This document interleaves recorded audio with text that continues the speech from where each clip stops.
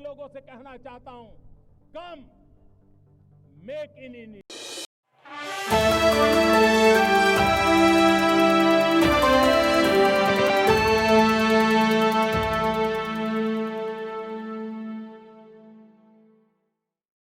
महाराष्ट्र के गवर्नर श्रीमान रमेश बैस जी, मुख्यमंत्री श्रीमान एकनाथ शिंदे जी, उप मुख्यमंत्री भाई देवेंद्र फडणवीस जी, Ajit Dada Pawar ji, Indian newspaper society के प्रेसिडेंट भाई राकेश शर्मा जी, सभी वरिष्ठ महानुभाव, देवी और सज्जनों, सबसे पहले मैं इंडियन न्यूज़पेपर सोसाइटी के सभी सदस्यों को बहुत बहुत बधाई देता हूं। आज आप सभी को मुंबई में एक विशाल और आधुनिक भवन मिला है। मैं आशा करता हूं कि इस नए भवन से आपके कामकाज का जो विस्तार होगा, आपकी जो ईज ऑफ वर्किंग बढ़ेगी, उससे हमारे लोकतंत्र को भी और मजबूती मिलेगी। इंडियन न्यूज़पेपर सोसाइटी तो आजादी के पहले से अस्तित्व में आने वाली संस्थाओं में से एक है और इसलिए आप सबने देश की यात्रा के हर उतार चढ़ाव को भी बहुत बारीकी से देखा है, उसे जिया भी है और जन सामान्य को बताया भी है। इसलिए एक संगठन के रूप में आपका काम जितना प्रभावी बनेगा, देश को उसका उतना ही ज्यादा लाभ मिलेगा। साथियों, मीडिया केवल देश के हालातों का मुख्य दर्शक भर नहीं होता। मीडिया के आप सभी लोग हालातों को बदलने में, देश को दिशा देने में एक अहम रोल निभाते हैं। आज भारत एक ऐसे कालखंड में है जब उसकी अगले 25 वर्षों की यात्रा बहुत अहम है। इन 25 वर्षों में भारत विकसित बने, इसके लिए पत्र पत्रिकाओं की भूमिका भी उतनी ही बड़ी है। ये मीडिया है जो देश के नागरिकों को जागरूक करता है। ये मीडिया है जो देश के नागरिकों को उनके अधिकार याद दिलाता रहता है और यही मीडिया है जो देश के लोगों को ये एहसास दिलाता है कि उनका सामर्थ्य क्या है। आप भी देख रहे हैं, जिस देश में नागरिकों में अपने सामर्थ्य को लेकर आत्मविश्वास आ जाता है, वो सफलता की नई ऊंचाई प्राप्त करने लगता है। भारत में भी आज यही हो रहा है। मैं एक छोटा सा उदाहरण देता हूं आपको। एक समय था जब कुछ नेता खुलेआम कहते थे कि डिजिटल ट्रांजैक्शन भारत के लोगों के बस की बात नहीं है। ये लोग सोचते थे कि आधुनिक टेक्नोलॉजी वाली चीजें इस देश में नहीं चल पाएगी, लेकिन भारत की जनता की सूझबूझ और उनका सामर्थ्य आज दुनिया देख रही है। आज भारत डिजिटल ट्रांजैक्शन में दुनिया में बड़े बड़े रिकॉर्ड तोड़ रहा है। आज भारत के यूपीआई की वजह से आधुनिक डिजिटल पब्लिक इंफ्रास्ट्रक्चर की वजह से लोगों की ईज ऑफ लिविंग बढ़ी है। लोगों के लिए एक स्थान से दूसरे स्थान पैसे भेजना आसान हुआ है। आज दुनिया भर में हमारे जो देशवासी रहते हैं, खास करके गल्फ के देशों में, वो सबसे ज्यादा रेमिटेंस भेज रहे हैं और उनको जो पहले खर्च होता था उसमें से बहुत कमी आ गई है।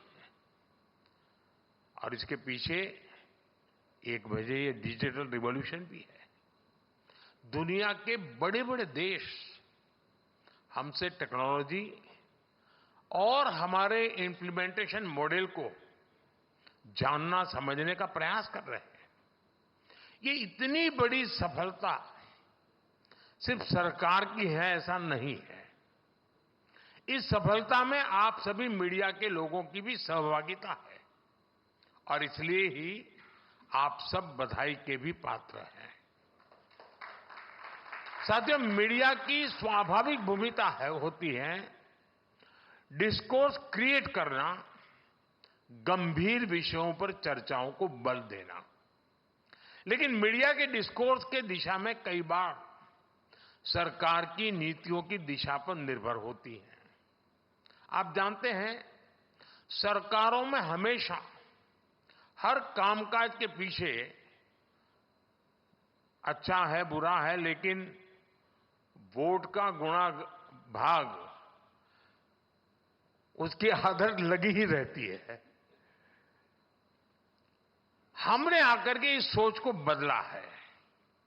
आपको याद होगा, हमारे देश में दशकों पहले बैंकों का राष्ट्रीयकरण किया गया था, लेकिन उसके बाद की सच्चाई ये थी कि 2014 तक देश में 40-50 करोड़ गरीब ऐसे थे जिनका बैंक अकाउंट तक नहीं था।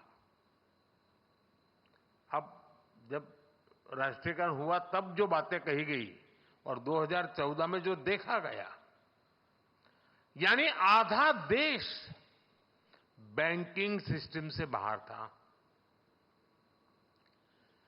क्या कभी हमारे देश में ये मुद्दा बना? लेकिन हमने जनधन योजना को एक मूवमेंट के तौर पर लिया। हमने करीब 50 करोड़ लोगों को बैंकिंग सिस्टम से जोड़ा। डिजिटल इंडिया और भ्रष्टाचार विरोधी प्रयासों में यही काम हमारा सबसे बड़ा माध्यम बना है। इसी तरह स्वच्छता अभियान, startup India, stand up India जैसे अभियानों को अगर हम देखेंगे, ये वोट बैंक पॉलिटिक्स में कहीं फिट नहीं होते थे। लेकिन बदलते हुए भारत में देश के मीडिया ने इन्हें देश के नेशनल डिस्कोर्स का हिस्सा बनाया। जो स्टार्टअप शब्द 2014 के पहले ज्यादातर लोग जानते भी नहीं थे, उन्हें मीडिया की चर्चाओं ने ही घर घर तक पहुंचा दिया है। साथियों, आप मीडिया के दिग्गज हैं, बहुत अनुभवी हैं। आपके निर्णय देश के मीडिया को भी दिशा देते हैं। इसलिए आज के इस कार्यक्रम में मेरे आपसे कुछ आग्रह भी हैं। साथियों, किसी कार्यक्रम को अगर सरकार शुरू करती है तो ये जरूरी नहीं है कि वो सरकारी कार्यक्रम है। सरकार किसी विचार पर बल देती है तो जरूरी नहीं है कि वो सिर्फ सरकार का ही विचार है। जैसे कि देश ने अमृत महोत्सव मनाया, देश ने हर घर तिरंगा अभियान चलाया। सरकार ने इसकी शुरुआत जरूर की, लेकिन इसको पूरे देश ने अपनाया और आगे बढ़ाया। इसी तरह आज देश पर्यावरण पर इतना जोर दे रहा है, ये राजनीति से हटकर मानवता के भविष्य का विषय है। जैसे कि अभी एक पेड़ मां के नाम ये अभियान शुरू हुआ है। भारत के इस अभियान की दुनिया में भी चर्चा शुरू हो गई है। मैं अभी G7 में गया था, जब मैंने इस विषय को रखा तो उनके लिए बड़ी उत्सुकता थी, क्योंकि हर एक को अपनी मां का प्रति एक रहता है कि उसको लगता है ये बहुत क्लिक कर जाएगा। हर कोई कह रहा था। देश के ज्यादा से ज्यादा मीडिया हाउस अगर इससे जुड़ेंगे तो आने वाली पीढ़ियों का बहुत लाभ होगा।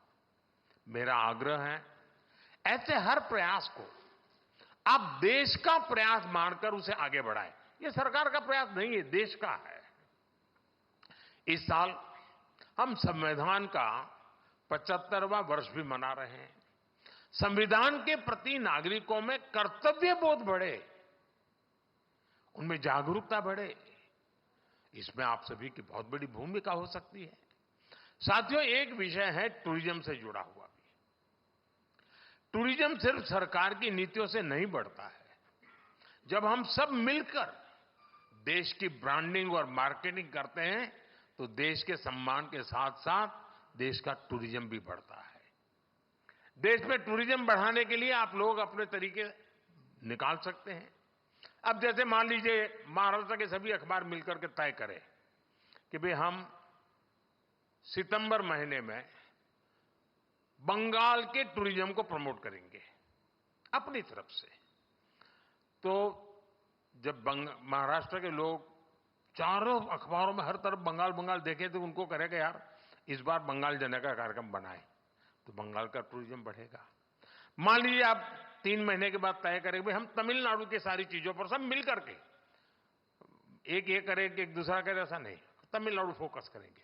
आप देखिए एकदम से महाराष्ट्र के लोग टूर में जाने वाले होंगे तो तमिलनाडु की तरफ जाएंगे। देश के टूरिज्म को बढ़ाने का एक तरीका, और जब आप ऐसा करेंगे तो उन राज्यों में भी महाराष्ट्र के लिए ऐसे ही कैंपेन शुरू होंगे जिसका लाभ महाराष्ट्र को मिलेगा। इससे राज्यों में एक दूसरे के प्रति आकर्षण बढ़ेगा, जिज्ञासा बढ़ेगी, और आखिरकार इसका फायदा जिस राज्य में आप ये इनिशिएटिव ले रहे हैं और बिना कोई एक्स्ट्रा प्रयास किए बिना आराम से होने वाला काम है। साथियों, आप सभी से मेरा आग्रह अपनी ग्लोबल प्रेजेंस बढ़ाने को लेकर भी है। हमें सोचना होगा दुनिया में हम नहीं है as far as media is concern. हम 140 करोड़ लोग के देश हैं। इतना बड़ा देश, इतना सामर्थ्य और संभावनाएं, और बहुत ही कम समय में हम भारत को 3rd लार्जेस्ट इकोनॉमी होते देखने वाले हैं। अगर भारत की सफलताएं दुनिया के कोने कोने तक पहुंचाने का दायित्व भी आप बहुत बखूबी निभा सकते हैं। आप जानते हैं कि विदेशों में राष्ट्र की छवि का प्रभाव सीधे उसकी इकोनॉमी और ग्रोथ पर पड़ता है। आज आप देखिए विदेशों में भारतीय मूल के लोगों का कद बढ़ा है, विश्वसनीयता बढ़ी है, सम्मान बढ़ा है, क्योंकि विश्व में भारत की साख बढ़ी है। भारत भी वैश्विक प्रगति में कहीं ज्यादा योगदान दे पा रहा है। हमारा मीडिया इस दृष्टिकोण से जितना काम करेगा देश को उतना ही फायदा होगा। और इसलिए मैं तो चाहूंगा कि जितनी भी यूएन लैंग्वेजेज है उनमें भी आपके पब्लिकेशंस का विस्तार हो। आपकी microsites, social media accounts in भाषाओं में भी हो सकते हैं। और आजकल तो एआई का जमाना है। ये सब काम आपके लिए अब बहुत आसान हो गए हैं। साथियों, मैंने इतने सारे सुझाव आप सबको दे डाले हैं। मुझे मालूम है आपके अखबार में, पत्र पत्रिकाओं में बहुत लिमिटेड स्पेस हो रहती है, लेकिन आजकल हर अखबार पर और हर एक के पास एक पब्लिकेशन के डिजिटल एडिशंस भी पब्लिश हो रहे हैं। वहां न स्पेस की लिमिटेशन है और न ही डिस्ट्रीब्यूशन की कोई समस्या है। मुझे भरोसा है कि आप सब इन सुझावों पर विचार करके नए एक्सपेरिमेंट्स करेंगे और लोकतंत्र को मजबूत बनाएंगे। और मैं पक्का मानता हूं कि आपके लिए एक भले 2 पेज की छोटी एडिशन जो दुनिया की यूएन की कम से कम लैंग्वेजेज में हो, दुनिया का अधिकतम वर्ग उसको देखता है, पढ़ता है, एम्बेसीज उसको देखती है, और भारत की बात पहुंचाने की एक बहुत बड़ा सोर्स आपकी ये जो डिजिटल एडिशंस है उसमें बन सकता है। आप जितना सशक्त होकर काम करेंगे देश उतना ही आगे बढ़ेगा। इसी विश्वास के साथ आप सभी का बहुत बहुत धन्यवाद। और आप सबसे मुझे मिलने का अवसर भी मिल गया। मेरी आपको बहुत शुभकामनाएं हैं। धन्यवाद।